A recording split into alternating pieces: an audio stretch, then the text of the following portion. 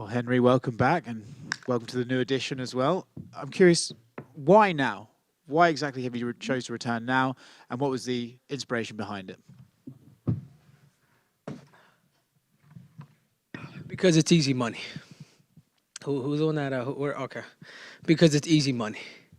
Because it's easy money, and I watched these guys fight after coaching some of the best guys in the world: Jones, Demetrius Johnson, Zhang Wei Li, Davis Figueiredo, Yuri Prochazka. I started to understand my talent a little bit more.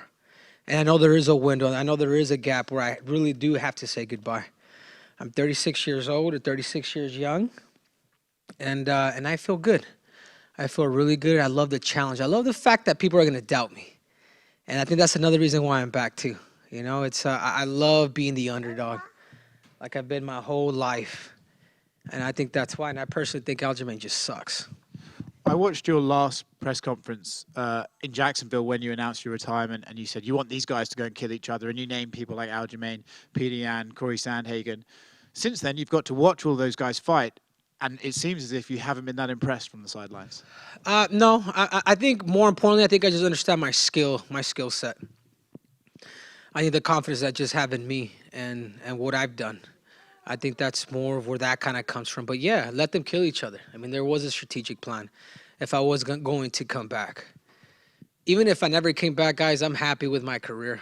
You know, I've done everything that I set out to do, like literally on a piece of paper, plus one, winning a second UFC belt. I mean, I can retire now and be all right. But I love the fact that this fight could put me in a category where it's just like, man, you may not like the persona, you may not like my personality, you may not like the cringe, but you will definitely respect me and put me on Goat Mountain. After a 3-year retirement, what John Jones has done, what St. Pierre has done, like that's Mount Olympus. And not only am I looking to beat Aljamain Sterling, but I'm looking to dominate him, and he ain't going past 3 rounds. You mentioned John and George St. Pierre.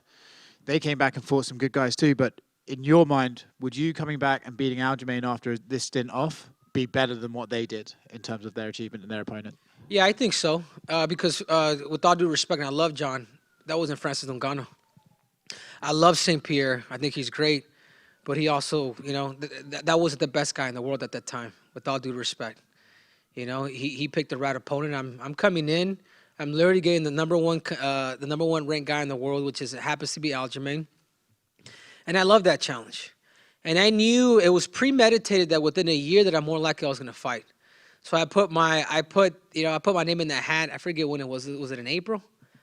It was about a year. I knew that within that time that I was going to fight within a year. Like I just knew how this stuff was going to work. So yeah, I've been retired for 3 years, but really I've been retired for 2. Because this whole last year I've been training. This whole last year I've been studying. Those last 2 years I've been training the best in the world.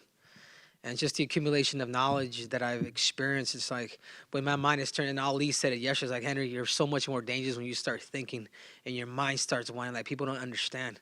Yeah, I may grow a gut. I may like fried chicken like Daniel Cormier. But I can compete. I can compete with anybody, and I do believe I am the greatest competitor of all time. You mentioned your mindset there and how dangerous you are when it starts whirring. You also just said that Aljamain kind of sucks. So when you look at this fight with your analysis brain on, where does he have strengths? Where is his weaknesses, and where do you thrive? Aljamain's greatest gifts is his transitions to his submissions. Whether he's taking the back or he's going after the neck, he's super quick in those positions. He telegraphs a lot of what he does. I can see it from a mile away. I'm not impressed by his distance is off. And I'm looking to expose that. I think he's tough. He's gritty. He is gritty, you know. But I think his technique is flawed. And if he thinks his length, his weight is going to be an issue, he's in trouble. He's going to have to wrestle. He's going to be forced to wrestle. He's going to be forced to take risks. Because that's the only way that he's going to try to beat me. That's it. So I know the game plan. Whether he has a great game plan, he's the same guy. He's a freestyle fighter. Even if he does have a plan, he's going to throw shit against the wall. Like he's just going to go. You know, and we're expecting that. So the key is to stay disciplined, stick to the game plan, and take him out. And last one from me, it would seem that Sean O'Malley would be next for you. But I know Alexander Volkanovski is someone you've always wanted to fight and get that 3rd title. Are you okay with O'Malley? Or are you going to say, listen, guys, I came back, I beat this guy, I want what I want? No, of course. He's next. He's next. I wouldn't mind 2 tune-ups before I go against Alexander Volkanovski. You know, Sean O'Malley, he's that dirty Q-tip. You know, he's a privileged brat. I think we all know that. And I'm going to hurt him. But first things first, Aljamain's first. And I know he's confident, but I know deep down inside he respects me a little too much, and he's gonna feel that. He's gonna see the competitor that's gonna come out, and once that cage locks, he's gonna lock into my eyes, and he's gonna see what I'm made out of. So, Sean O'Malley is next, and I like that fight. I love the fact that he's tall. I love the fact that he's popular, and I'm gonna hurt that dude. Henry, you had a bit of an encounter on Embedded with Aljamain in the lobby.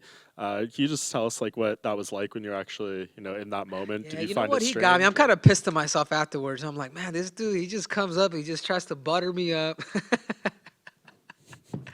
I don't like it. This is personal. Aljamain, like you can't do that, dude. You can't just, hey, I respect you, man.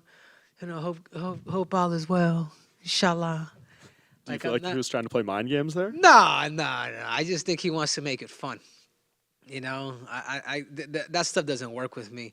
But he did butter me up, where I was like, all right, man, best of luck. But in reality, I want to tear his damn face off.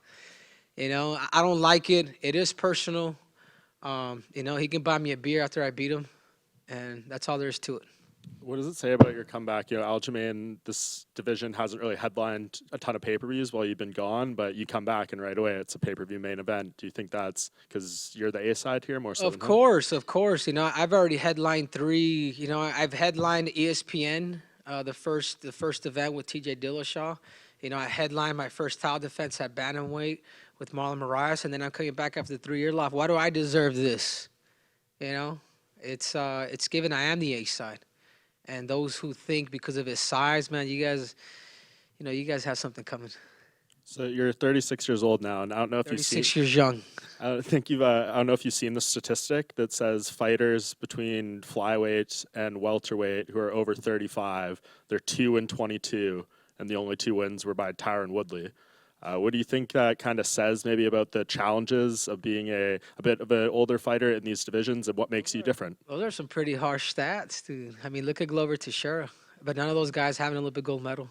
None of those guys are double champs. I mean, look at what Cormier, look at what Randy Couture. I come from that lineage. I come from that cloth. I feel better today than I've ever felt before. I really do. I'm twitchier. I'm faster. I'm smarter. I'm just firing at all cylinders. My weight is good. I've mimicked my fights for those who think ring rust. Like, that's an attitude. I've mimicked every single fight camp, every single Saturday. I mimicked having a referee in there, having a judge in there, having a crowd in there, of literally giving me that live situation where I could feel those nerves. This is normal to me. I have over 1,000 wrestling matches. I really do. Like going up against the best in the world in a 16-man bracket, you don't know who you're going to compete against and find a way to win. Like that's the stuff that's hard. I'm preparing for this guy for about the last 3 to 4 months. I know what he's going to do. I know what he's doing. You know what I'm saying? He has to go for broke. He has to take risks. I'm too solid, and even being a shorter fighter, like people have no idea how hard it is to fight or to penetrate to get underneath somebody like that. I mean, look at Volk. 5'6", 145 pounds. None of these 45-pounders could beat him. But that's the biggest challenge, and that's who I want. I have Aljo, O'Malley, and then I'm going after Volkanovski. And I want him in Australia. I want him in his own backyard. He's picked you to win. I don't know if you saw that from him earlier. They've all picked me. If you noticed, everybody who really understands the game, all the good fighters. All the elite fighters, not the UFC. Oh, Aljamain's big. Oh, he's long. No. The elite of the elite, the people that really understand the game, we'll bet Cejudo. And last one from me, so someone else can go. You'd said during immediate aftermath of the retirement and kind of in between that to come back, you wanted to feel appreciated, whether that was promotionally or financially, things like that. Are you sitting here today happy with the deal that you're fighting under and all those things that you wanted in order to return? Yeah, of course. Listen, guys, this is like, I'm an entrepreneur, man, so I get the UFC too. You know what I'm saying? Like, if I didn't deserve that amount, like, my whole thing was like, guys, I'm working. Guys, I'm being a fucking Chester, and I'm throwing these pillows and I'm slamming these snakes. I'm like, I'm working. You know what I'm saying? Why is it that Conor did it and it's compensated myself? But I also get it. You know, if you're not first, you got to be different. And yeah. I mean, I'm just happy I'm back, dude. At this point, you know, I made these last 3 years, man. I made good money, and that's something that I had to prove to myself. I'm not a fighter. I'm not like I don't just live for this. You know what I'm saying? Like it's been the last years have been the best years of my life. They really have. You know, got married, had a baby, another one on the way, and I'm spaking one on Saturday too. Salute. Henry, back here. Was there a fight before this one that you thought about coming out for, or a fighter you thought about coming out of retirement for before this one? No, not really. I think it's always like the only guy that I can honestly say that it was never really about the belt was Demetrius Johnson. That's the only guy that I can honestly say, hey, man, forget the belt. And if you see my past interviews before I became UFC champion for the first time, I'm like, this is personal, man. I want to beat Demetrius Johnson because of his high IQ. But really, the other guy that it is Volkanovski. You know, I may talk all this stuff. I may call him Alexander the Average. You know, I may call him, you know what I'm saying? But I know the skill sets, the tactical game. He knows that I know that I understand the game. And it's the same reason why he's going for me. You know, I know I respect his tools. And it's cool that the fact that he always comes out, because I enjoy watching a guy like that. I'm just like, I know what he's doing. You know, so that's if there's anybody that I'm really thinking, even though I know I'm fighting Ultraman, it is Volkanovski. You announced your retirement, but I mean, did you even feel at the time that it was going to be more of a break, or did you really feel you could? No, I was done, and none of my team even knew. I'm just like, I'm cutting all this weight. Since age 11 to age 33, I've accomplished everything there is to accomplish. And I mean, what else is there to do? I defended both my belts. There's not like, oh, he didn't defend his belt. Like, there's never that asterisk that Conor has.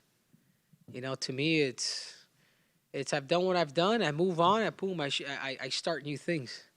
You know, I started my YouTube channel for all you guys, all you YouTubers that love a little bit of the cringe, a little bit of the comedy, but the fact that I state the facts. Like, I enjoy doing things like that. I enjoy giving advice. And it's the same reason why the best fighters in the world come to me. You know, I'm not your coach. I'm a counselor. I'm a mentor. And I can only tell you the truth. And even if your coach is with you, I'll tell your coach the truth too. And I think that's why people continue to keep coming back, because it's not, yeah, I may show ego here on camera a little bit, just a little bit. But in reality, it's just, I just want to be able to help and be able to make a difference in order for these guys to accomplish their dreams. And last one for me. So then what really turned the tide for you then? What really changed your mind about, you know, like you said, you were successful without fighting. You had a family. You don't have to do this, even though it's a lucrative payday. What really kind of changed the tune for you? It's the doubt. It's the doubt that people will still doubt me. You know, it really is. And I enjoy that. I enjoy being doubted. I really do.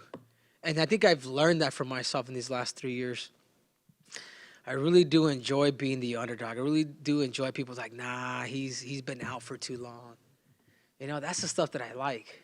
You know, I really do. And I think that's what's motivating me. And also the other person too was actually, you know, getting a chance to coach all these guys, getting Coach Jones, Demetrius, all these guys, and I'm just like, man, as good as these guys are, I also start to understand my ability a little bit more. And then honestly, the last thing is I remember sitting with Demetrius Johnson, and he was like, Henry, why don't you? He's like, why don't you just fight? I'm just like, you know, because I'm enjoying what I love to do. You know, I'm enjoying, like, building this stuff. I enjoy business, got into real estate, like, doing well with that, too. And he's like, yeah, but he's like, yeah, because I'm like, Demetrius, fighting isn't forever. And I'm just like, and I'm enjoying what I mean, eventually we're going to have to say goodbye to the damn sport. Little did I know, I ended up inspiring him, but there's one thing that he did tell me that really kind of hit the nail on the head. He's like, yeah, but fighting is the easiest way to make money. And I'm like, shit, he's right. I went back and I remember talking to Michael Wanzover, and I'm like, That's all somebody had to say. It's the easiest way to make money. And this is what I'm the best in the world at. You know what I'm saying? Henry, back here. Congratulations and welcome back. So you were talking about the elite of the elite. In such a notorious class of Olympic gold medalist wrestlers, you are the best and you accomplish the most. And we're talking about guys Yes. like, Mark Schultz. We're talking about Kevin Jackson. We're talking about Kareem Abraham. We're talking about Rulon Gardner. Like, what separated yourself from their journey, and such elite names, but what separated your journey from them that made you the best of the best of that elite class? Time. I took my time. I boxed for 3 years, amateur boxing, did the competition, like literally took my time. Even in those days, like these wrestlers, they're just throwing them in like, you know what I'm saying? They're just throwing them in without just being wrestlers, and they're dominating. And I think the difference was too is I retired young from wrestling, where these guys have taken a beating, man, 3, 4, 5 Olympic cycles to eventually call it quits. Like there comes a point where you get sick of competition. You really do, and it's the same reason why I just retired in 2020, because I'm just like, man, I'm tired of this. Like, let me compete in something else. You know, like even in wrestling, like my goal was never to become the greatest of all time. My goal was just to become an Olympic champion. So, but I think the biggest thing is I had a plan. You know, I knew that before I started a fight, I wanted to make sure that I had hands. I wanted to make sure that I had some amateur boxing in there. And I tell you what, man, amateur boxing is some of the hardest things you'll ever do in sports. 3-minute fights to put me in the open division right away. It was tough, but I took my time. And I think the biggest thing with those guys, it was just they competed for so long, man. It's like, you guys have no idea. You guys have never wrestled, but if you wrestled, you would know. This is the reason why people are flocking to MMA. It's just like, man, that sport is too competitive. Absolutely. And the wrestling world is abuzz about the Magic Man, David Taylor, potentially going to MMA. What advice would you give him? And what Olympic gold medalists out of that class who would you want to see fight? And why is it Gable Stevenson? What was the last question? David Taylor, there's a rumor that he's going to be competing in MMA, Olympic gold medalist. And, like, what advice would you give him? And also, what Olympic gold medalist wrestlers, I don't know if you still keep up with the wrestling scene, but what wrestlers would you want to see compete? And why is it Gable Stevenson? I think with David Taylor, I think he's honestly, I think these guys need to come to talk to me. You know, they really do, because if you're not careful, man, you are going to get hurt. If you're not careful, you are going to get humbled like I did with Demetrius Johnson. If you're not careful, Daniel Cormier, you will get beat up like John Jones beat him up. Respect the game. Like wrestling is the strongest base. But you have to have a formulated plan. Don't let these coaches just put you in competition right away. And I tell you guys all the time, like, have a plan, man. Like, have a plan. Like, you have to learn 2 out of the 4 bases down first. You know what I'm saying? Yeah. Whether you're gonna be you got to be a wrestler, or you can be a grappler, like kind of like Ben Askren. But you have to really develop a good striking game before you really start to mix it all. Sometimes the problem is with a lot of fighters and a lot of wrestlers, and they start mixing it a little too quick. They're trying to run before they could actually crawl, and that could also stunt your growth too. As good as you could be and as good as you could compete, you got to find the right engineers. So those guys know. I've hit up Bo Nickel. I hit up these guys, but don't learn the hard way, dude. Like, I've been there before. Like, you know, come and learn from me. Awesome. And one more question for me. Congratulations, by the way, on being a new father. How soon are they going to be on the wrestling mats? When they're going to hit doubles, singles, hitting spladles? How soon are you going to put them on the wrestling mats? And that's another thing that people have a misconception. I have a nephew right now, and he grew up around the sport. You know, uncle Olympic champ, his dad was 4-time undefeated. Like, my brother was one of the best guys in the world too. And we didn't start him until he was probably hitting closer to 11 and a half. We didn't start him wrestling. We had him around the sport, let him play this whole damn time. Because we knew that once he decided to wrestle, he was in. You know what I'm saying? Like, you become a gymnast, like, where you're a professional now, man. Like, there's no more going back to where the cat never catches Tweety. You know what I'm saying? Like, if you do decide to wrestle, this is what you have to do. Within 2 years, the kid won Tulsa Nationals, #1 in the country for his age group. You know, there's a method to this stuff, and if you're able to parent your kids and do it correctly, and if they love the sport, I mean, the key is to win. And I can only lead my nephew Pablito as an example. Thank you so much for your time. Henry, in the countdown, Aljamain said that he believes that you quit because you feel that the competition was too tough. What's your response to that? Yeah, quit. He's babysitting my belt. I quit. No, not at all. I mean, Aljamain is just trying to see what shit sticks to the wall, dude. Like, I appreciate a little bit of his cringiness, but no, man, he'll find out. And just your thoughts on Volkanovski and Rodriguez, that fight that's coming up. Yeah, I think that the toughest fight that Volk will have is Yair. And I do believe Yair has that chance to actually beat him. Long leg kicks, if he's able to keep him at bay. If Yair's able to be a little more tactical with his kicks and really invest in something, rather than just fighting, because it's 5 rounds and Volkanovski's got a gas tank. But if he's able to do that, I think he could easily beat Volk. As much as I would hate to fight a Yair Rodriguez. Just the length on his kicks. Obviously, you know, we know each other, but just the length on his kicks and, you know what I'm saying, just super quick. Like, Yair's a problem. And if Volkanovski thinks he's just gonna run through him, he better have a really good game plan. But I do believe that Yair does have that chance to actually beat him if he's able to really hone in on his threshold and not use so much violence, but be very calculated when he throws his kicks and punches.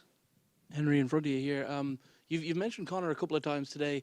How serious do you think he is about making a comeback? And I know that you two have had your back and forth, but would you maybe be willing to work with him as well?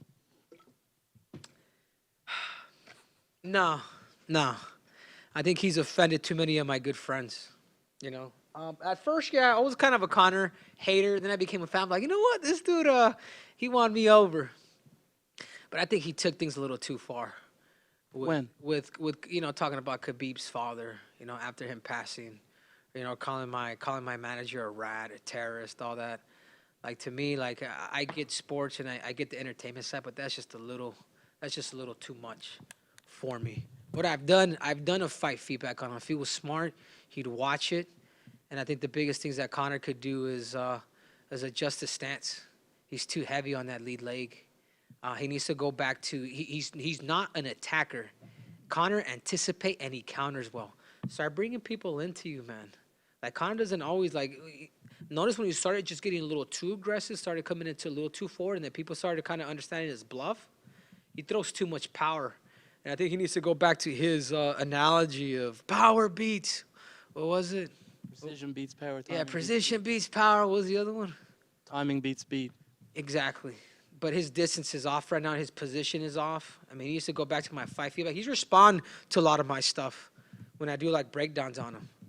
I know he would like it, but I just couldn't, man. I couldn't do that to Khabib nor Ali. And when in 2019, when you became the double champ, your teammate Pitbull did the same thing over in almost around the same time. Do you think there's a chance maybe when you become C4, he's also going to become a triple champ in Bellator? Oh, 100%. And I tell this to people all the time. It's like, if there's one fighter that's amongst the greats that I admire, that I've stole his style a little bit, it is Patricio Pitbull. You know, I did steal his stance from him. I did steal a lot of the stuff that he was doing. I'm just like, man, this dude, he went from a brawler to being a tactician. And I do believe that Patricio will become the first triple champ in MMA history. He's smart, man. He's if you guys really understand him, he's smart and he's a freaking killer. Like, you guys have no idea what that dude is. Like, he's a killer, man. And he's a calculated killer. I think that's where I've been able to really make my growth with the Pitbull brothers out of Natal, along with my coaches over here, Eddie Cha, Captain Eric Alberison, Santino DeFranco, Everton Lopez out at Fight Ready. You know, we create the perfect storm. Like, we're constantly adding people to the game. We're constantly adding, you know, new arsenals, whether it's technology or game planning, little things that we can do that's going to give us the edge in this fight. Like even yesterday, man, I was talking to Robert Whittaker. I'm just like, Robert, I had an interview with New Zealand TV. I don't know what it was.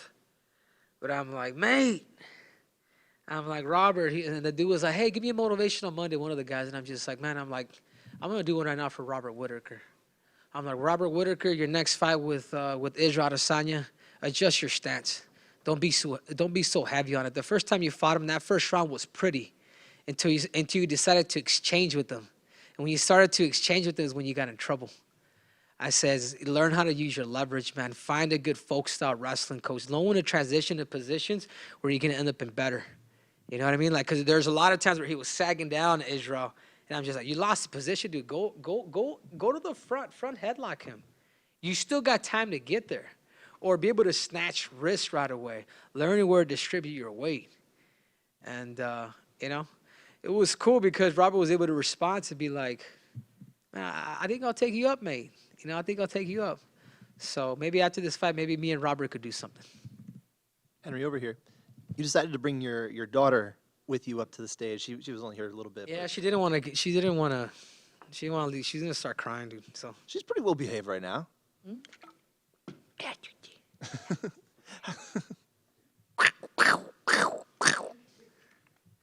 So obviously you're enjoying the time being a father. How has that kind of changed your mentality, your approach to fighting, being a father and having something different to fight for? I'm not doing this for my family. I'm not doing this for my daughter or my wife. Like this is, you know, they don't even want me fighting. My daughter's not. I'm not taking my daughter to the fight. You know, I'm not one of those. I'm not one of those guys. My wife's coming, but you know, she would prefer me to not fight. So this is just a personal accomplishment that they're supporting me at. You know, it's within me. You know, I'm not gonna put this on nobody else. But you decided to bring her here. Obviously, you wanted her to be. Oh, 100%. Yeah, cause dude, I love my baby. I miss my baby. Even when I travel, it's a trip. You know, I'm constantly on the phone with her. I'd rather have her here, and I got a lot of my training partners that look after her. So I tell them all the time. There's like 10 of them. So hey, you guys got 30 minutes apiece to play with her. You know, I gotta kind of recover and rest. But as I'm watching, you know, it's cool. It's cool because I also know that the incentive to it is, it's just financial freedom for them. But it does seem there's a little bit of a, you know, you're kind of talking about this. There's a little bit of security in having her around here. Maybe a little bit of mental ease. Is that blanket. accurate or? I don't know. I never thought about it like that. Maybe. Convince me. I don't think I need to. I think she can. Yeah. No, it's all good. Like I'm carefree, guys. Like I'm here to do my best. That's it. You know, as long as I give my best, and I will always give my best. If you're gonna beat me, man, you better kill me. Are you planning to do anything with the family while you guys are in town in the city, going to the city, or? Yeah, we're gonna shoot out to New York for I think for a few days, and just, you know, have some pizza and all that. Get fat again. You know. When do you think you might want to fight again? Right away. I want OMalley, like, make sure he listens to this. I want him right away. Within I want to take at least about a month off, and boom, UFC set it up. You know, let's set it up and let's do it in Boston. You know, let's do it in let's do it in his backyard. That wannabe American. Let's do it in Boston. Thank you. Hey, Henry. Does a win here solidify your claim as the bantamweight GOAT? Man, I really don't care about that stuff, nor do I care about pound for pound. I think that's the stupidest thing ever. You know, at the time that I had 2 belts, why wasn't I pound for pound? Like, you know what I'm saying? It's the stupidest thing ever, man. With all due respect to all you analysts here, like, it's a popularity thing. You know, I really don't care. I really don't care about that, nor do I care about pound for pound. Because I know that by the time I beat Aljamain on Saturday, I'm gonna be behind a dude that got knocked out, or behind a dude that these 2 dudes had a close match. Like, it's the stupidest shit ever. Before, I used to kind of chase it. I know he will fight for this. What do you think of his striking game? It's kind of funky on the feet, throws some weird kicks. What do you think of that? I got to be careful. I mean, I'm not underestimating Aljamain. I just believe in my skill set that much, but I'm not impressed. And you've talked about in the past how you need a challenge to really get up for. What makes Aljo that, or is it really just you want the belt back? That's not that I want the belt back. I'm really. I mean, I see him as a tune-up fight. You know, I see him and O'Malley as a tune-up fight. I want that featherweight strap. And then lastly, for me, who has the better YouTube channel, you or Aljo? Oh, look at the numbers, man. His is like, oh well, here, like, man, my stuff is. I'm growing by day. I'm growing thousands by day. So you guys make sure to subscribe to that damn YouTube channel. Thank you, Henry. I am a subscriber. I do enjoy your channel. You're welcome. Come over here, Captain. Let me bring up Captain Eric Alberis in here. Come here.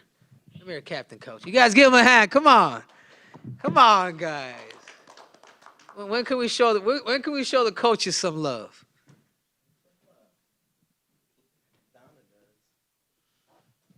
Go ahead, Captain. Take him over. Tell him what we're gonna do to Al Ghislaine on May 6th. May 6th, the return of the GOAT. You know, I was saying in that countdown about a list, but I didn't say the second part, and I'm going to let you guys, I'll tell it to you guys. When I first met Henry in 2004, he wrote a list at the Olympic Training Center. You walk in his room, you see the list. Number 1 on that list was Olympic champion.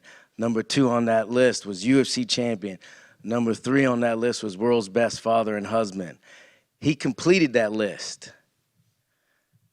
P.S. There's a new list out. It's a hit list, a black list. And on May 6th, the Funk Master gets scratched off that list. That's all I got. All right, last question. We're out of here. Last question. Henry, for the one captain. last question guys for are you killing me. back here.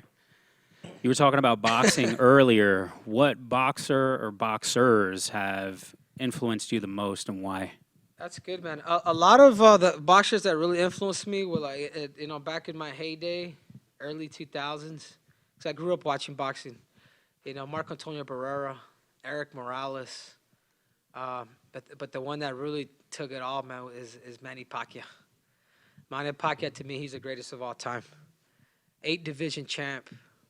Is not the Floyd Mayweather undefeated, the guy that protected his record, the guy that was padded. Yeah, great defense. He's one of the greats. But numbers don't lie. And I want that Manny Pacquiao. I've taken that influence from him of becoming, a 3-division champ in the UFC. And he's a big inspiration for me in combat sports. So if there's one guy that I could really say, I'm just like, man, he's the greatest of all time, the best of the best, the cream of the crop, it's Manny Pacquiao. Thank you, Henry. I said, I'm out.